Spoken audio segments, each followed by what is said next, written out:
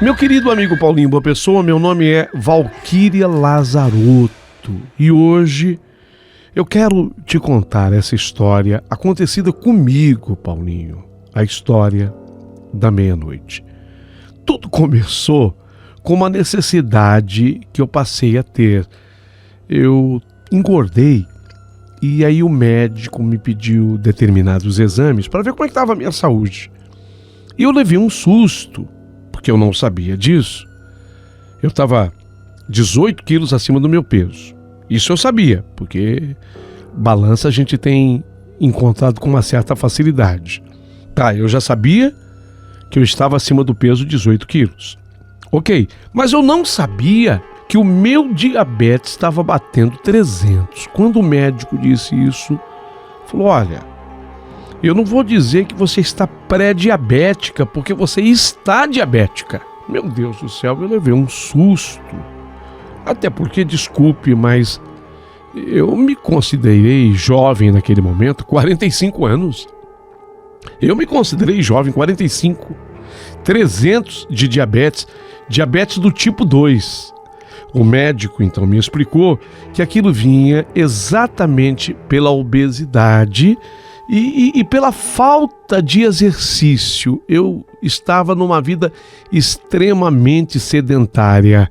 Eu trabalho com artesanato, especialmente bordado, então eu passo grande parte do tempo sentada. Obrigatoriamente, eu tenho que me sentar para fazer meu trabalho. De vez em quando fico em pé, mas ninguém suporta. Aí o médico falou, olha, Valquíria, o assunto é grave, você vai ter que combater isso aí. O diabetes, ele é incurável, ok, mas você pode controlar. Se você diminuir, como é o diabetes do tipo 2, ele pode simplesmente ser amortecido de um modo que não te incomode mais. Ô doutor, e o que eu faço? Aí ele me passou lá um remédio específico. Desculpa, mas eu não vou divulgar o nome, porque senão eu estaria fazendo propaganda de um medicamento, e medicamento, especialmente assim, contra o diabetes, é só mesmo com orientação médica. E ele me passou exercício. No entanto, o exercício indicado seria a caminhada. Eu até tentei, mas... E a dor no joelho? Eu estava muitos quilos acima do peso ideal, né? E a dor no joelho? Aí foi que o médico me orientou, falou, tenta bicicleta. Eu amo bicicleta. Eu adoro bicicleta. Eu experimentei aquela bicicleta ergométrica. Noutras palavras, aqui não sai do lugar, não suportei aquilo. Não dá. Eu sei que tem gente que gosta, que faz, tudo bem. Eu respeito, mas eu não suportei aquilo. Eu falei, olha, doutor, eu amo bicicleta, mas a tal da ergométrica, que não sai do lugar, para mim não dá. Como eu moro numa cidade legal, eu digo assim, legal, porque é uma cidade de 150 mil habitantes, e tem um anel viário perfeito, porque é anel viário mesmo.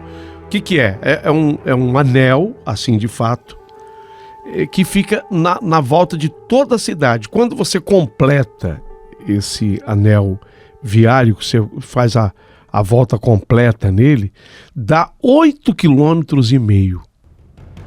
Aí o médico que me atendia falou, tudo bem, então que tal se você comprasse uma bike e você desse uma volta então no anel viário? E foi exatamente essa dica médica que eu abracei. Paulinho, eu me apaixonei. No início, eu até tinha assim uma pessoa, um paquera meu.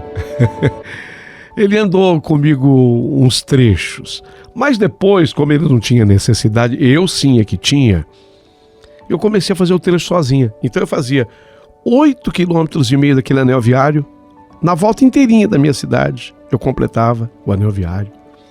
E com a certeza de que eu tinha pedalado 8,5 km. E o melhor, eu voltei ao médico, coisa de mais ou menos 1 mês e meio, 2 meses depois disso. E ele falou, caramba, Valquíria, sabe quanto que está o seu diabetes? Estava 300, não esqueçam disso. Estava em 120. E dali para frente foi só caindo. Eu cheguei Eu cheguei ao índice glicêmico de 85, 90, para você ter uma ideia. Ok, vale como dica para quem está ouvindo a minha história da meia-noite. No entanto, foi aí que aconteceu a minha história da meia-noite.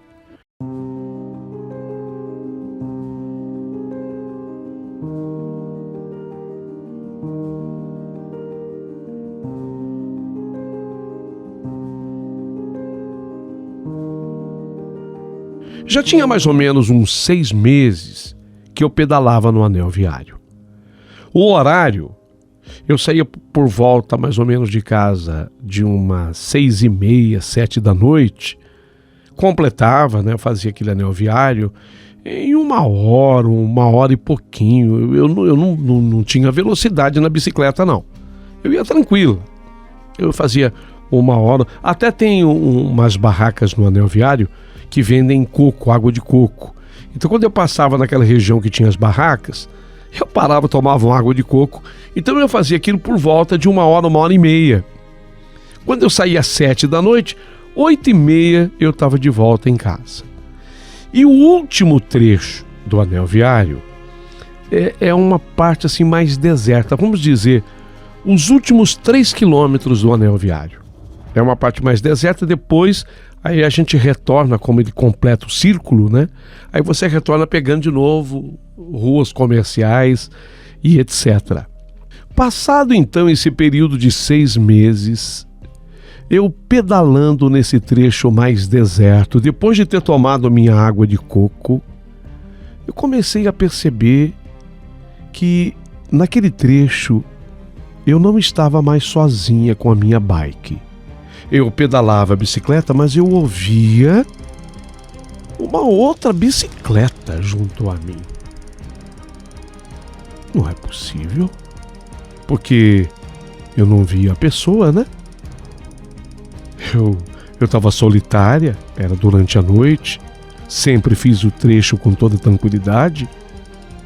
Mas eis que de repente, assim, de súbito, eu comecei a escutar outra bicicleta na mesma direção.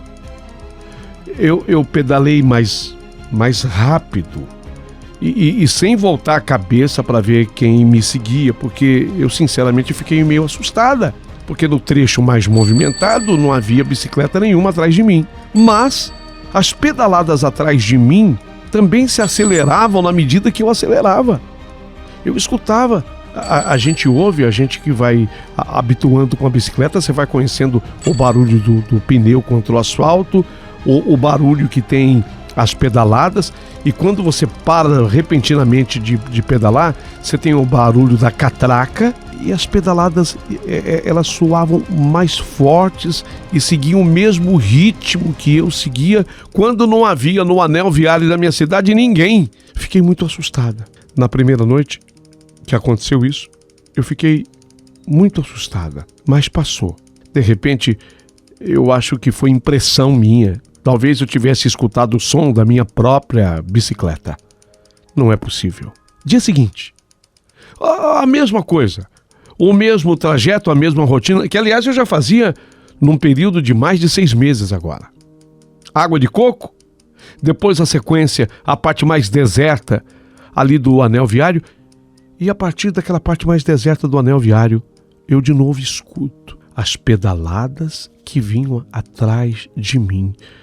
Aí eu já comecei a estremecer, um suor gélido começou a escorrer pelo meu corpo. Aquela bicicleta me seguia, e embora eu não visse absolutamente ninguém, eu já estava cansada ali, porque era o último trecho do anel viário, o cansaço era excessivo. Eu fui ficando ofegante. Como nesse dia estava muito claro o barulho, o som da outra bicicleta, as pedaladas muito nítidas, eu fui ficando ofegante e de repente eu comecei a sentir-me mal. Não sei se a pressão subiu, se a pressão desceu, mas eu comecei a ter uma sensação de que eu pudesse até desmaiar. O medo começou a tomar conta da minha mente, do meu corpo. Eu já não estava suportando mais aquela situação e eu não conseguia mais aumentar o ritmo das minhas pedaladas. E as pedaladas atrás, parece que elas vinham num ritmo grande. Eu senti, nesse dia, eu senti que aquela bicicleta que eu via sempre atrás de mim, ela se emparelhou comigo. E quando eu senti que ela se emparelhou, porque aí eu ouvi o som da bike, da bicicleta da outra, bem ao meu lado, aí eu não tive o que fazer. Eu parei a bicicleta. E no que eu parei a bicicleta, a outra também parou. Faltava coisa de 1 quilômetro para eu terminar o anel viário. 1 quilômetro, se tanto. Eu estava ofegante, a respiração difícil. Eu fechei assim os olhos, eu não movia um músculo. Eu fiquei paralisada pelo terror daquele momento. Foi quando eu arrisquei. Quem é? E aí eu ouvi a voz de um menino. Sabe a voz de um menino? Assim, por volta dos 12 anos de idade. O menino, quando ele está naquela fase adolescente, querendo engrossar a voz dá uma certa rateada, uma certa desafinada, né? Aquele menino que está assim com seus 12 para 13 anos. Eu consegui detectar essa idade exatamente devido às falhas que havia na própria voz dele. Sou eu, Renato. Falou o nome. É Renato. E eu não via ninguém. É Renato. Sim, é Renato. Não tenha medo. Não, eu estava com muito medo. Muito medo mesmo, mas para eu disfarçar, eu respondi: não, Renato, eu não estou com medo. Mas o que você quer? O que você quer? Eu quero que a minha família volte a ter Natal. Não, eu não entendi. Como assim? Eu quero que a minha família volte a ter Natal, porque desde que eu desencarnei, uma vez que eu for atropelado na minha bike, a minha família, eles se prometeram de que não haverá mais Natal entre eles. E isso tem me tirado a paz, sabe? Não diga. Tua família? Sim, a minha família é Renato. E como eu vou saber da sua família? É fácil. Família do Renato. E por que a sua família não tem mais Natal? Porque eles me deram a bike de presente naquele Natal. E eu ganhei na véspera do Natal. E no dia de Natal, eu saí para passear com ela. Fui atropelado. A minha família entendeu-se culpada pela minha morte. E eles acabaram instituindo isso como uma regra. Não se comemora mais o Natal lá em casa. Isso tem me feito sofrer. Você pode me ajudar? Posso, desde que eu consiga descobrir, né, a tua família. Você vai conseguir. Tudo bem, Renato, eu tenho certeza absoluta que eu vou mesmo conseguir. Mas, por favor, vou pedir a você que me deixe em paz. Eu te deixo em paz. Faz isso pela minha família e por mim. Por incrível que possa parecer, meu amigo Paulinho Boa Pessoa, foi esse o diálogo que eu mantive com aquele espírito. Um menino me relatou essa história. O menino da bicicleta, que passou a seguir a minha bike. Eu estava apavorada com isso tudo. Mas naquele dia, diante do próprio medo, quando eu parei, a história inteira me foi revelada. Só que eu precisava saber. A informação que ele me passou, que era a família do Renato. Aí eu fiquei assim, pensando numa forma de ajudar. Naquela noite montei na minha bike e pedalei, assim até cismada de que ele talvez continuasse pedalando junto a mim. Eu não ouvi, em nenhum momento eu vi o menino. Eu escutei a voz. Só que na medida em que eu pedalei naquela noite, eu não ouvi mais a bike dele junto a mim nem ao meu lado. Por sorte, eu tenho um vizinho, a gente chama esse vizinho de Zequinha, o Zeca, o José Carlos. Ele trabalha na emissora, na rádio da minha cidade. Não, ele não é comunicador como você, ele trabalha na parte administrativa da rádio.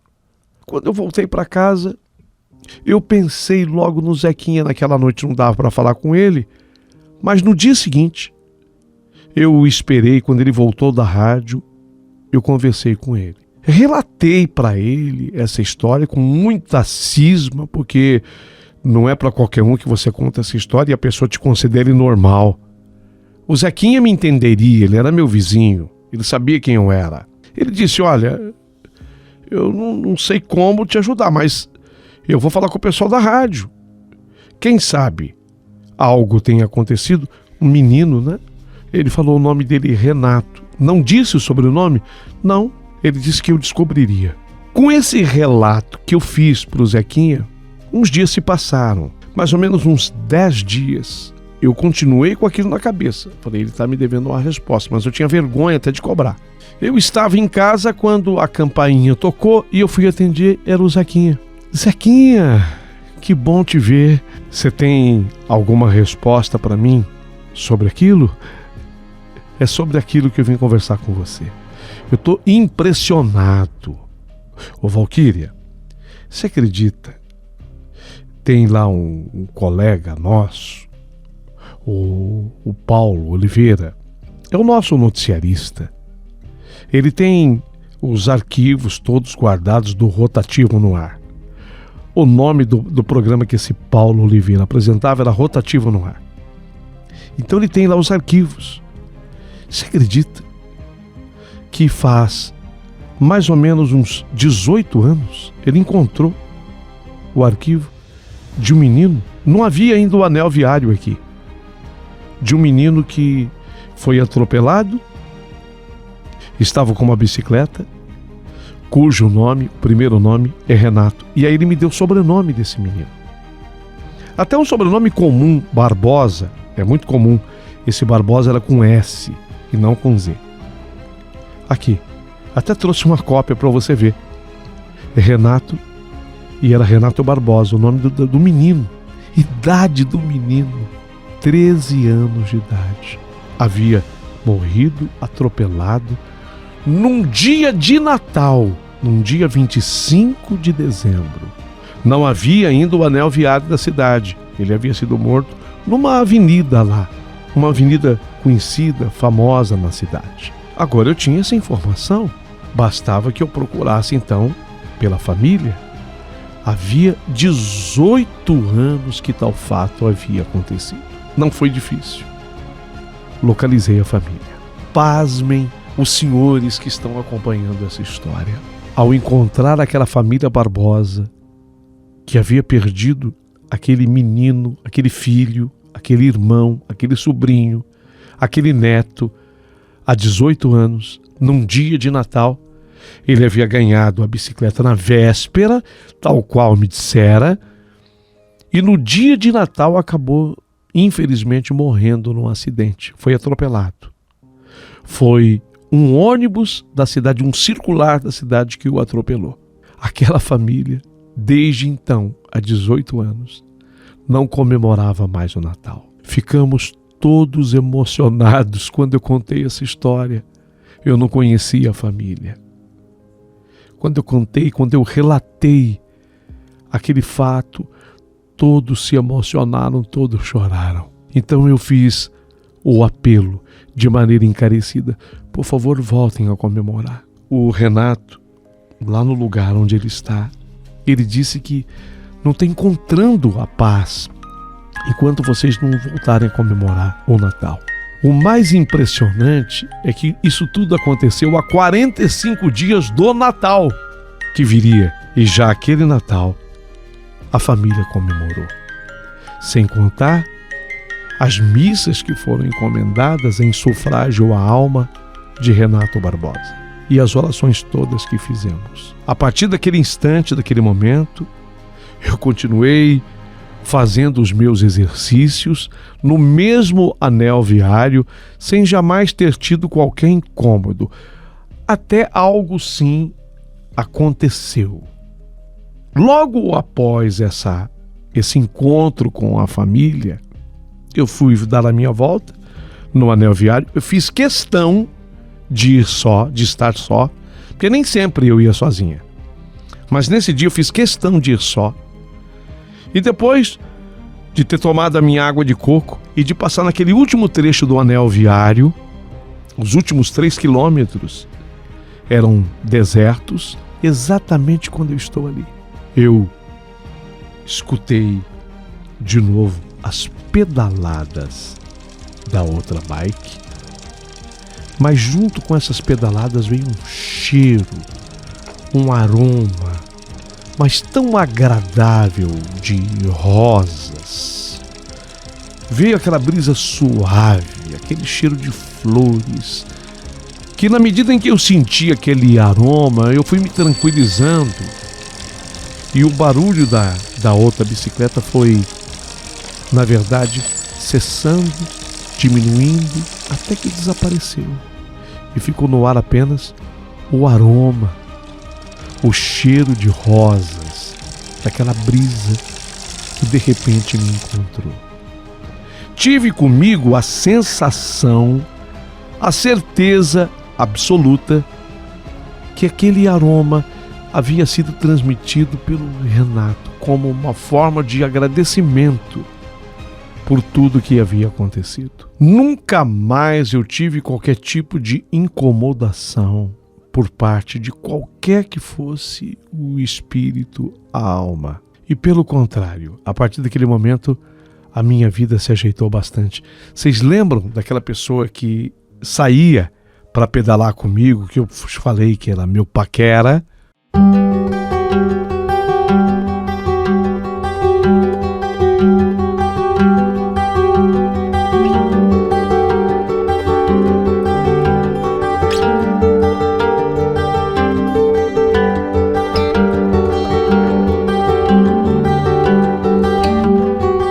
Pois é, até o nosso relacionamento se estreitou a partir daí, ficamos juntos e somos bastante felizes hoje.